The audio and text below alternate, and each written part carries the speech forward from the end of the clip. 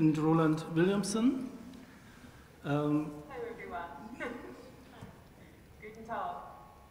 Okay, just a short introduction to Tess. She's gone.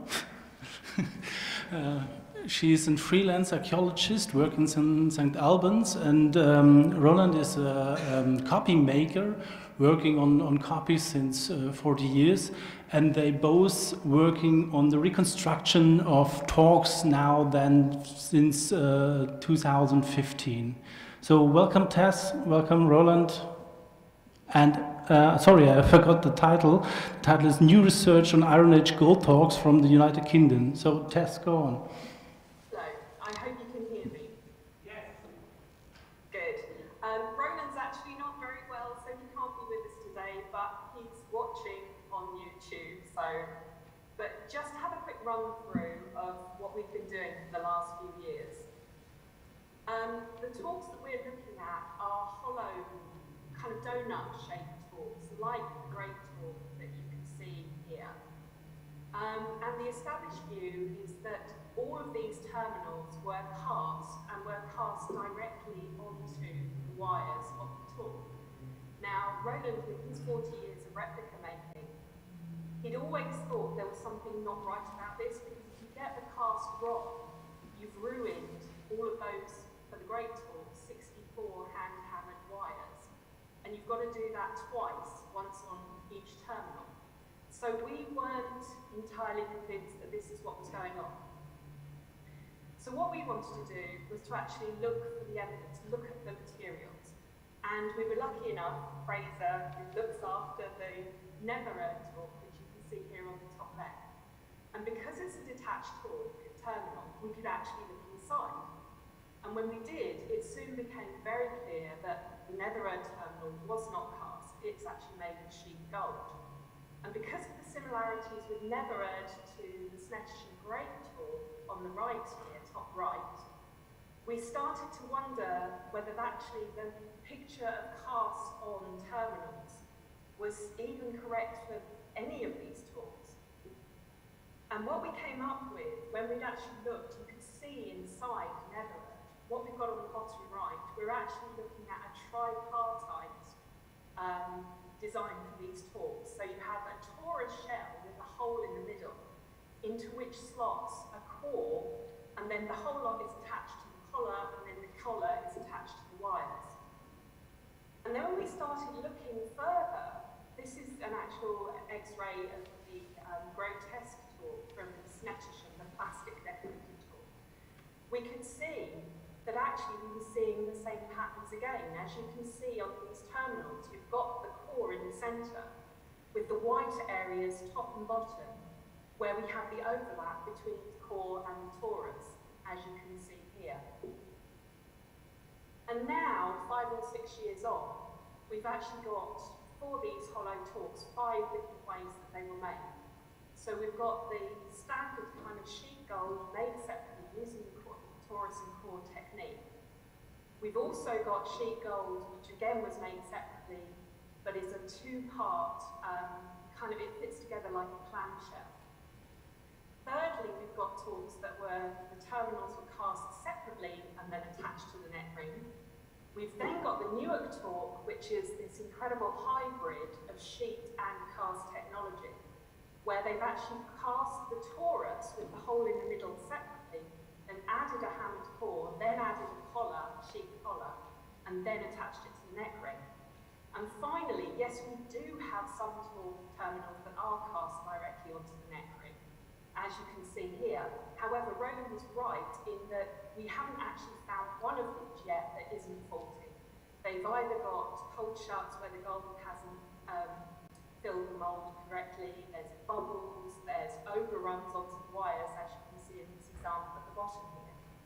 So yes, we've got as Barbara was saying earlier, we've got a much more varied suite of techniques that they're using on these talks. We also look very carefully at the decoration. Now what everyone calls basket work, matting, hatching, you name it, and just basically ignored, it just goes under one word. But when you look at it closely, as you can see, these little patterns are tiny, they're millimetres across. we were starting to see that we were seeing the same things in a couple of the talks. So we've got, in the top left box, we've got similar designs occurring on the Nethererd talk, which is from Scotland, and the Newark talk, which is from Nottinghamshire, some 200 miles away. And we were seeing these apparently random patterns repeated time and time again in both Nethererd and Newark. And when we looked at the roundels on the top right here, again we were seeing patterns, and in the number of strokes used in each of the roundels, you've got 17 strokes in Newark, 19 strokes on Nethererd, arranged in the same way. And this was also matching with, you can see these little rays called dummy rivets. The larger one, there's a larger one and a smaller one. And the larger one is always towards the bottom of the circle. The circles are actually tooled anti-clockwise in both of them. And we've got these same arrangements, 3 strokes in from the left, you can see on both here, Nethererd and Newark, and then these kind of 2 across, 2 down on the right-hand side. And when we compare those to other bits of basket work in inverted commas, from something like the Great Talk or from the Sedgeford Talk, it's very, very different, very regimented.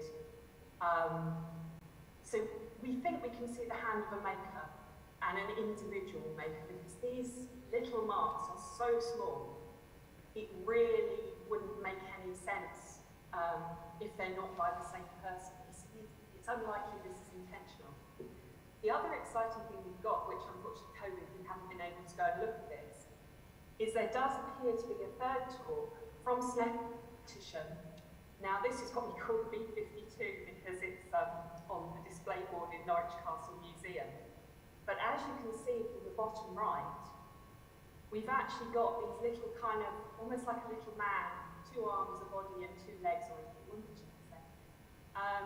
So this may well, there's another number of other features as well, including this line across the bottom that defines the decorative zone, which we also see in Newark. So we think we may have a third talk by the same maker. Something we've been working on recently, which we've only just spotted, if you actually look closely at the Great Talk, the Snettisham Great Talk, there's, apart from the fact that the decoration is obviously different on each terminal, the way that the basket work tooling has been done is actually very different. So on this terminal on the left, you've got these short strokes, but then these intermediary long strokes here.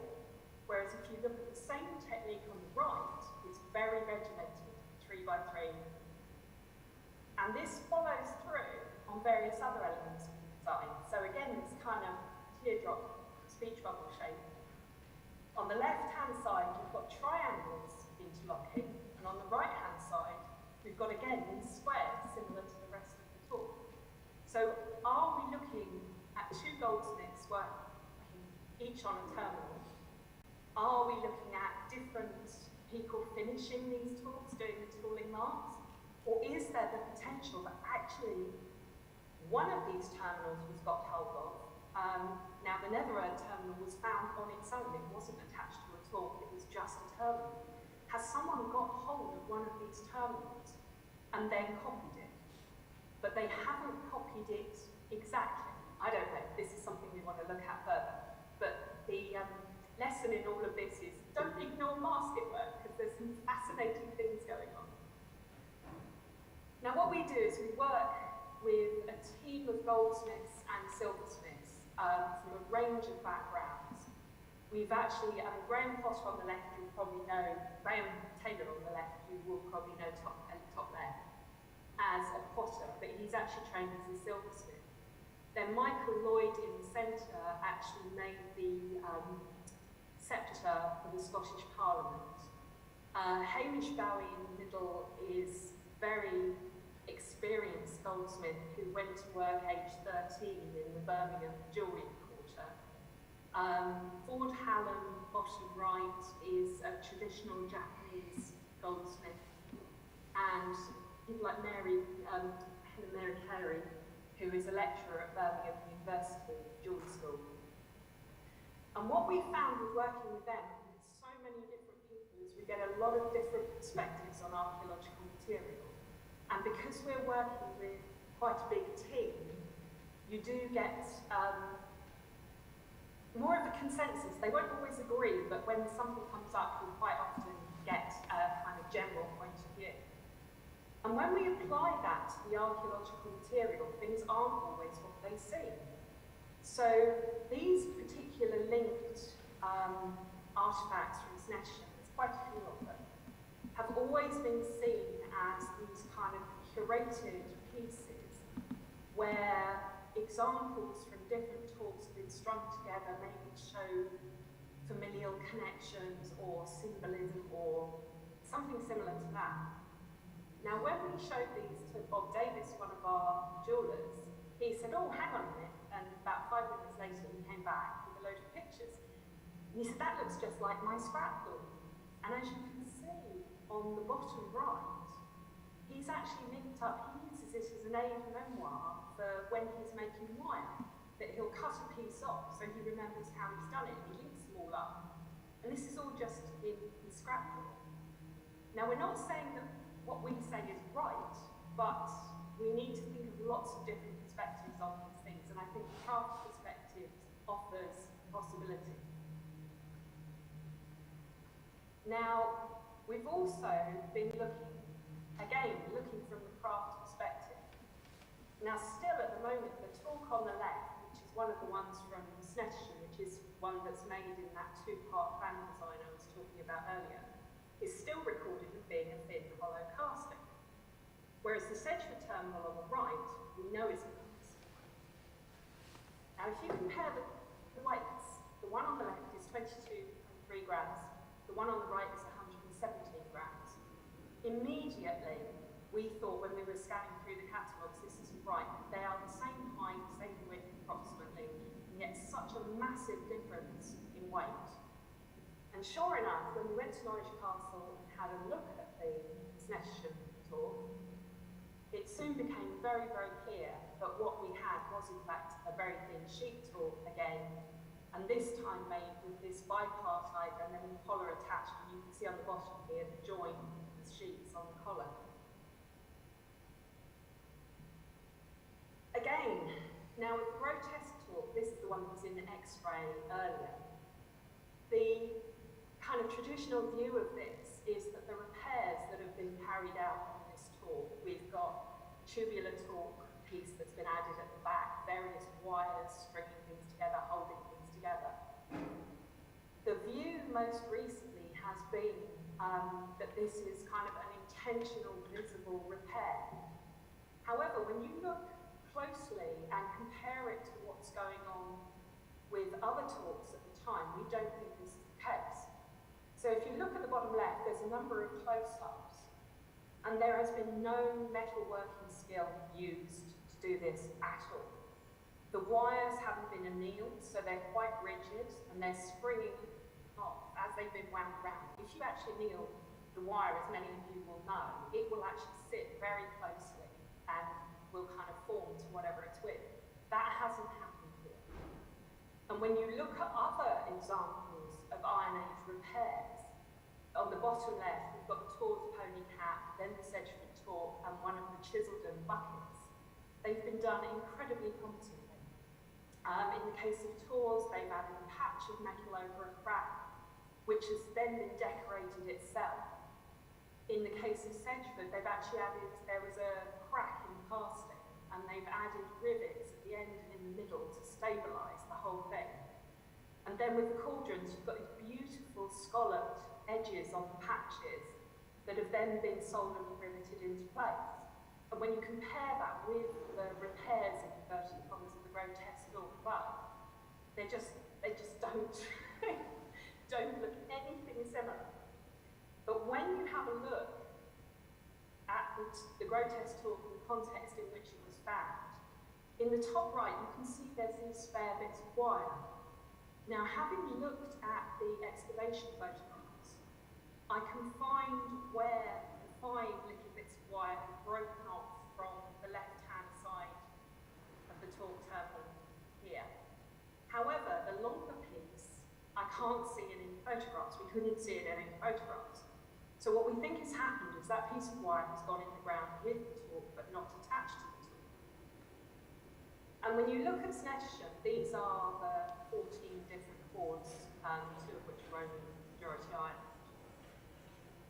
If you look at chords B, C, and F, the photos you can see on the top left here, all of the material that we are seeing used to repair the grotesque talk can be found in B, C, and F.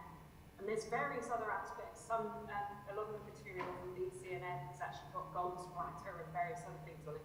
We've actually read a paper on this, which is on our website, Torcs, if you want to look in more detail.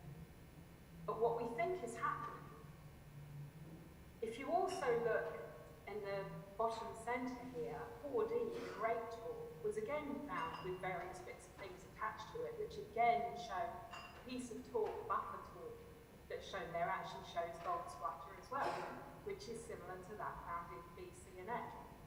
So what we think is actually happening is they are raising chords B, C, and F to kind of complete repair, make additions to the material in D, E, and L.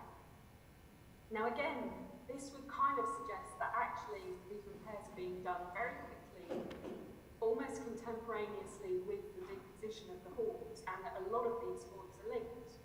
Again, we may not be right. However, if you look from a craft perspective, you see different things than if you looked in a different way. Another thing that we've been looking at, this is the Clevedon talk, which is held up in Celtic art. Because of the decoration that on the collar, you've got Stead's early stage 1, 2 parnets, but on the face, which you can see on the right, you've got more typically late stage 5 Triskello. Now this has always been held to show that this talk is showing a continuity of design motifs through the years. However, if we look at this from a different perspective, from a craft perspective, we might actually understand it better. So what if the terminal is not all one date and is in fact reworked? So here we have our standard kind of torus talk terminal.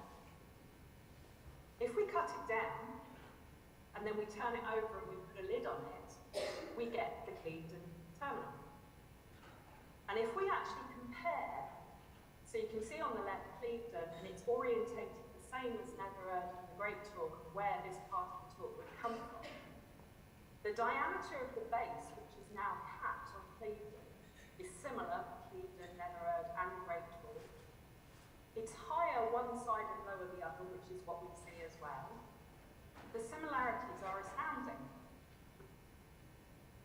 And when we look inside, we would be expecting to see seams with the collar and the torus joined. And sure enough, when we look inside, that's exactly what we've got.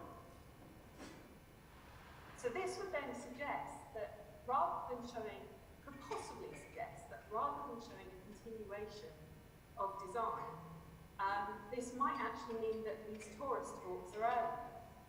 And it could also suggest that being reworked in the island, which is something we've always seen with the Great Torc as well. Because as you can see in this photograph, this has not been well attached. Now, either this was starting to fall off and they've added solder, or those wires were not designed to fit that terminal, because all the other talks we've seen, the wires fit in very, very closely and tightly.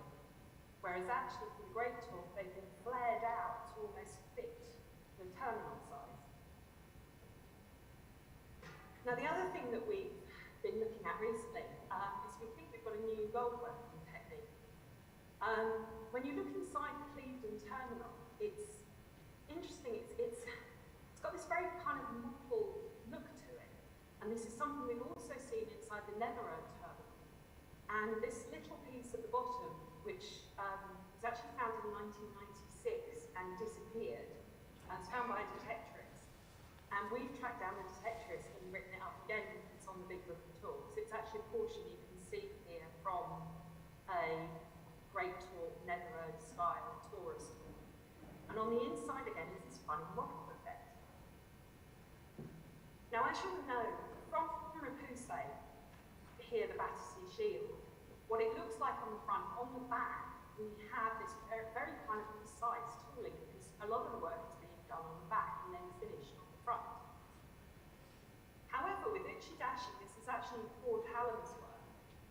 Apart from the first stage here, where you kind of dish out your gold, you then fill it with tar, turn it over, and every other piece of work you do is done from the outside. You don't actually work on the inside at all anymore after that.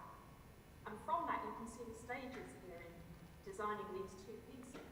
The other interesting thing to note is that Ford, almost all of his tools are angular wood with just the occasional hammer and the occasional metal punch. So again, another thing that we lost to the archaeological evidence. And when you look on the inside of a piece of Uchidashi, really interestingly, you see this kind of mottled orange peel effect, very subtle. You don't get this defined shapes that you get in a fuso. So something we were told, these concentric circles that appear on the Netherrow tool and the Great tool, we were told this would be incredibly difficult to do using this technique, and I was talking to Ford about this. So Ford went off and said, oh, I'm just going down the pub. When I go back, I'm going to have a go. So what he did was took a piece of silver and he's dished it. It's about 3 centimetres across. Then stuck it on the tar, the kit, marked out the shapes, created the concentric circles. He then got carried away and started doing various leaves and various other things. And that took him 90 minutes, which again, another craft perspective, we've been told for so long that these Torcs would have taken months to make. Now, talking to Ford and Hamish Bowie, both have said they felt they could make one of these terminals like the Great Torc in about a week. So potentially you're only looking at a couple of weeks to make one, a whole Torc. And when we compare it on the exterior, very, very similar. What's interesting on the interior, you can see here, apologies for the slightly blurry image, it's very difficult getting photographs inside. We're actually independent researchers, so we don't have the technology available to us, many do. But as you can see from the interior, we are getting these very similar, mottled, non-defined shapes. You would be expecting to find very precise if these things were made using the fuso. So we are now convinced that actually we are, by using the craft's perspective, we are seeing a lot of different techniques being used in Torcs which weren't previously recognised. The interesting thing about the Uchidashi, there's actually a piece, Scythian piece of gold from the Oxus treasure, which actually shows this similar technique. So is this something? I don't know, we don't know the origins of this. We need to see more. Anyway, I hope that was of interest, and I'm very sorry not to be with you. Okay then, thank you.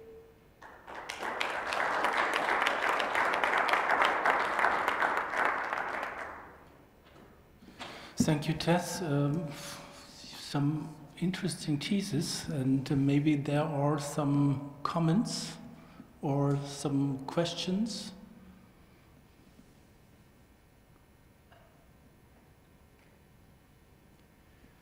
I'm not such familiar with the British material, but you have some curious things there. We do. But finally, your idea I can follow with that all the things get repaired and are changed with the taste of time. But that's my question to my British colleagues. Are you going with this idea? Is there, from the stylistic point of view, is there anything you support or you argue against? As Tess knows, I really like the ideas. I think it's really innovative and exciting, and it's partly because, of course, she thinks Netherrow, which is in the collection I look after, is the best Torc in Britain, and of course, I'm therefore bound to accept that. But I think I really like the idea of the grotesque Torc and the repairs, the way the repairs are done. I think that's a really telling way of looking at it, the question of the craft skills involved. I thought that was really quite convincing. So yeah, and I thought the cleaved and again looking at the cleaved and torque, again, I've never seen it in the flesh myself, but the way you've presented it I thought was very convincing. So it gives this longevity to these individual high status, high craft items, but this additional high value craft being used to rework them, which again I thought was very convincing. Thank you. And I think, hello Tess, thank you very much. That was really good, thank you. I think there's a tendency to concentrate on the finished object, and we look a lot at production and manufacture, and I'll be talking about this tomorrow, there are some finds where you see that things, Torcs, but also other objects are being destroyed deliberately, and we see the dismantling and reusing of material. And much of that comes from finds that have been excavated in recent years. In previous years, bits of scrap or rough ingots were probably melted down before they made it to the museum. And so I think recent finds are allowing us to look at a different stage of the life histories of objects, and what Tess and Roland have been saying fits into that new evidence. Yeah, I think the other thing that I didn't bring out with those kind of linked objects, there's also a possibility that they may be alloy groupings. Because the percentages quite often, so you'll have a piece of gold or 3 or 4 pieces of gold and a piece of silver, and it could well be, I don't know, it's not that we're saying these are things, we just want to kind of make people think a bit differently from maybe taking other perspectives.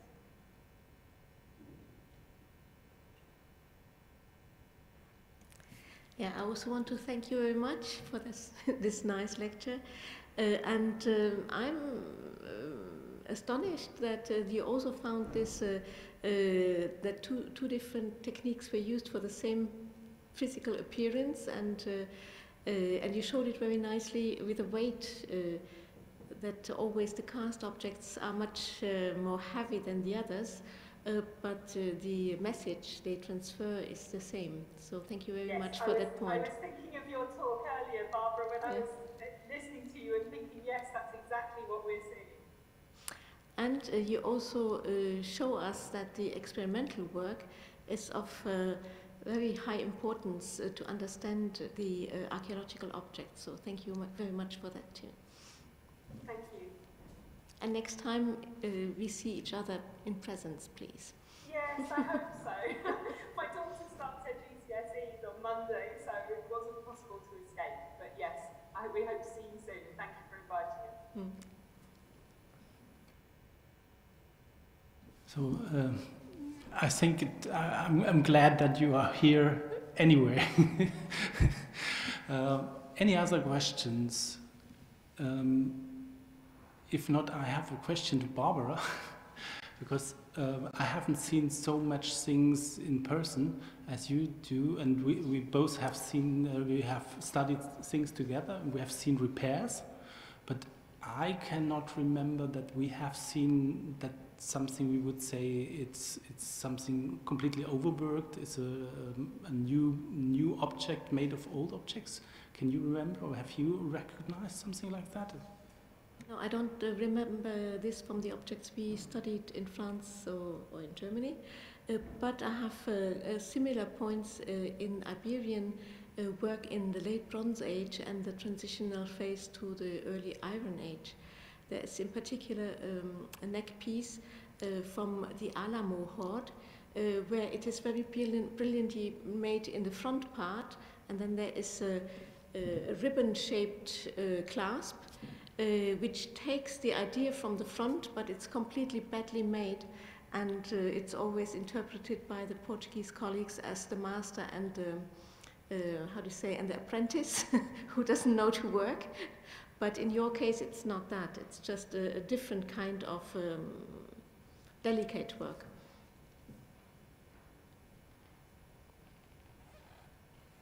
So it means that this is a typical British thing? It seems so, for the Iron Age. Okay, Fraser? I'm not sure that it is. The grotesque talk just stands out when you compare other repairs, they're all so well done. And it really feels that we're seeing a snapshot in time of something that wasn't happening anywhere else, to almost just make these things whole to get them in the ground.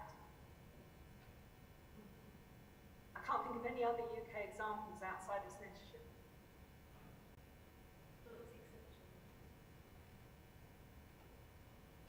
You had a question or a comment or? Yeah, it was picking up the question, I suppose the question asked of Barbara earlier again and asking it to you, Tess. You've got something like Newark and Netherard made in different ways but looking very, very similar. So it is this question of workshop. How are these practices developing? We're not really seeing consistent workshop styles across large areas. How do you think these traditions are developing? And are they actually very short-lived, very personal? A person develops a particular way of doing something, and then that's it, it's one person's lifetime. Yeah, I think also we don't have the dating evidence. So we've always talked about Iron Age talks in Britain, whereas the feeling that we're getting is the sheet ones are much earlier, and then the cast ones are later or maybe contemporary, trying to copy this incredible technique that works in sheet but is just useless in cast. I mean, there's literally 40 to 50 cast-on terminals, and every single one of them has gone wrong. But with Newark, I think they've foreseen the problems with cast, and maybe Newark is cast because they haven't got the gold supply to actually do it in sheet, because obviously you need the good quality gold to do that. But with Newark, they have such a good understanding of gold work. They are realising by taking the core out and casting the shell separately, you've got room for the gold to expand and contract, so it won't blow apart like it does in sediment. And I think they've realised that.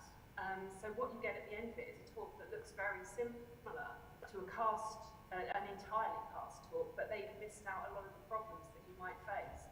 And I don't think there were ever that many talks around, or that many people making talks, particularly not the very high-end gold ones, and particularly that we're seeing through those tooling marks links to individuals. We've got kind of 3 talks now that are likely finished or made by the same person. Out of, I think we've got 400 talks in the UK, 370 of which are from Snettisham. And the fact that we're identifying 3 made by the same person makes me think that we're not actually looking at huge goldsmithing communities.